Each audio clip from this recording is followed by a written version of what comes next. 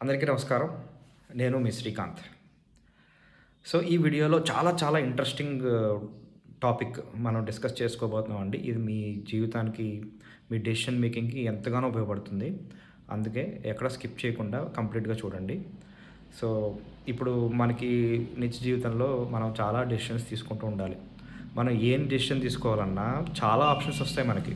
ఒక అపార్ట్మెంట్ కొనాలన్నా, లేకపోతే ఎన్ని పెళ్లి చూపులకెళ్ళాలి, ఎంతమందిని ఇంటర్వ్యూ చేయాలి, లేకపోతే ఒక సాఫ్ట్‌వేర్ టెస్టింగ్ చేసినప్పుడు ఎన్ని శాంపుల్స్ మనం టెస్టింగ్ చేయాలి అనేవి ఇలాంటి డెసిషన్స్ మనం నిత్య జీవితంలో తీసుకుంటూ ఉండాలి. వాటిల్ని ఎఫెక్టివ్‌గా ఎఫిషియెంట్‌గా వాలిడేట్ చేయగలగాలి.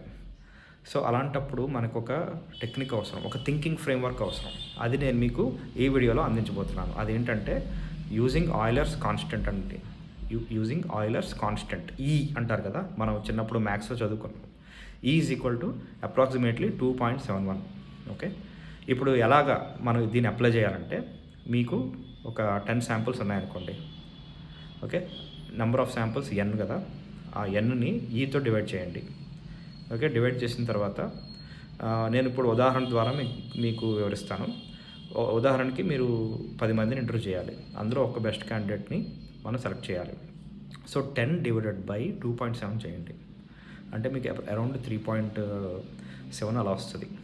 మన ఎగ్జాంపుల్‌కి ఫ్లోర్ వాల్యూ తీసుకుంటాం. అంటే 3.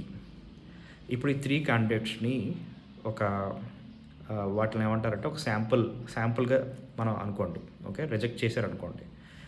అంటే ఒక బెంచ్ మార్క్‌గా తీసుకుందాం అనుకుందాం. ఓకే. ఈ 3 క్యాండిడేట్స్ మీరు ఎలా సెలెక్ట్ చేసుకుంటారు ర్యాండమ్‌గా? మీ క్రైటీరియా ఉండొచ్చు. మీ ఫంక్షనల్ క్రైటీరియా ఉండొచ్చు. అంటే ఇంటర్వ్యూస్ చేస్తున్నారు కాబట్టి ఈ 3 candidates maybe very relevant to job experience, maybe coming from the good colleges etcetera. Good relevant tools అవన్నీ ఉంటాయి కదా! ఆ క్రైటీరియా ప్రకారం ఈ 10లో 10 డివైడెడ్ బై 2.7 చేశారు. ఓకే. మీకు 3.7 వచ్చింది. ఓకే. మనం ఇప్పుడు డిస్కషన్‌కి 3 తీసుకున్నాం. అంటే బెస్ట్ 3 తీసుకోండి. Okay. As per your criteria in your organisation 3 తీసుకోండి. ఈ ముగ్గురు క్యాండిడేట్‌లు మీరు ఇంటర్వ్యూ చేస్తారు. ఇంటర్వ్యూ చేసినప్పుడు యాజ్ యూజువల్‌గా మీకు స్కోరింగ్ మెకానిజం ఉంటుంది కదా! ఓకే. నెంబర్ 1 క్యాండిడేట్‌కి 5 స్కోర్ ఇచ్చారు ఇంటర్వ్యూ చేసిన తర్వాత. నెంబర్ 2 క్యాండిడేట్‌కి 8 స్కోర్ ఇచ్చారు. నెంబర్ 3కి 7 స్కోర్ ఇచ్చారు. ఓకే.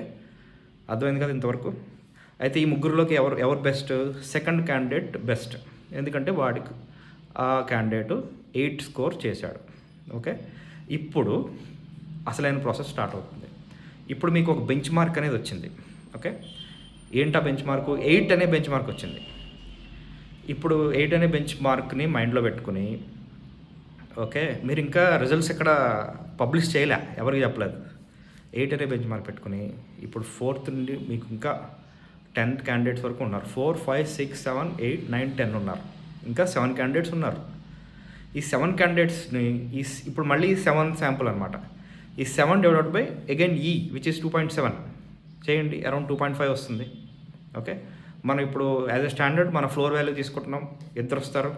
2 వస్తుంది. ఓకే. 2 వచ్చిన తర్వాత అంటే ఇద్దరిని మళ్ళీ ఈ 5th క్యాండిడేట్ 4th నుండి 10th క్యాండిడేట్‌లో మళ్ళీ ఇద్దరిని సెలెక్ట్ చేయాలి మనం. ఓకే. ఇద్దరిని సెలెక్ట్ చేస్తారు. ఇద్దరిని ఇంటర్వ్యూ చేశారు. ఇద్దరికి పాయింట్ సిస్టమ్ ఇచ్చారు. Okay. Candidate number 8, candidate number 9 ఇద్దరికి మళ్ళీ యాజ్ యూజువల్‌గా పాయింట్స్ అసైన్ చేశారు. ఓకే. క్యాండిడేట్ నెంబర్కి 8కేమో 6 వచ్చింది. క్యాండిడేట్ నెంబర్ 9కేమో 9 వచ్చింది. ఓకే. సో, ఇప్పుడు మీకు ఇదివరకు బెంచ్ మార్క్ ఎంత? 8 క్యాండిడేట్ నెంబర్ 2కి. సో, క్యాండిడేట్ నెంబర్ 2కి 8, క్యాండిడేట్ నెంబర్ 9కి 9.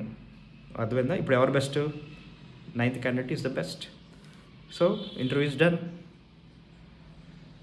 సో, అలాగా మీకు డెసిషన్ మేకింగ్ చాలా ఎఫిషియంట్ అండ్ ఈజీగా అవుతుందండి. అట్ ద సేమ్ టైం మీరు ఎటువంటి శాంపుల్స్ మిస్ అవ్వకుండా ఉండే ఛాన్స్ కూడా ఉంటుంది. అట్ ద సేమ్ టైం మనం ఒక్కొక్కసారి 10 క్యాండిడేట్స్‌ని ఇంటర్వ్యూ చేయలేం. అంత టైం కూడా ఉండదు. సో, మీకు అర్థమైంది అనుకుంటాను. ఒకవేళ అర్థం కాకపోతే మళ్ళీ ఒకసారి వెనక్కి ప్లే చేసుకోండి. ఒకసారి పాజ్ చేసుకొని ఆలోచించండి.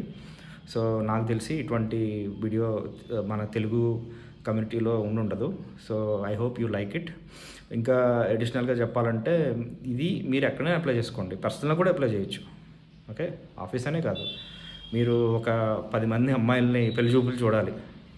సో ఈ విధంగా చేసుకోండి. లేకపోతే అబ్బాయిలు 10 మంది అమ్మాయిలు అయితే బాగా చేసుకుంటారు. బాగా ఇలాంటివి బాగా అనలైజ్ చేస్తారు అమ్మాయిలైతే. సో అమ్మాయిలు 10 మంది అమ్మాయిలకి ఎక్కువ సంబంధాలు వస్తాయి కదా జనరల్‌గా. అంటే you can apply to dating also. So ఇది సాఫ్ట్‌వేర్ టెస్టింగ్‌లో కూడా చేయొచ్చు. ఒక్కొక్కసారి మనకి 1 మిలియన్ డేటా పాయింట్స్ ఉంటాయి. సో ఒక్కొక్కసారి ఎన్వైర్న్‌మెంట్ అన్ని అంత సైజు మనకి అనుకూలించకపోవచ్చు. సో అలాంటప్పుడు ఈ టెక్నిక్ వాడండి. సో మీకు ఎలా అనిపించింది? దయచేసి కమెంట్ చేయండి, లైక్ చేయండి, సబ్స్క్రైబ్ చేయండి. ఇలాంటి ప్రాక్టికల్ అండ్ ప్రాగ్మాటిక్ టూల్స్ నేను మీకు తీసుకొస్తాను. Thank you so much for watching.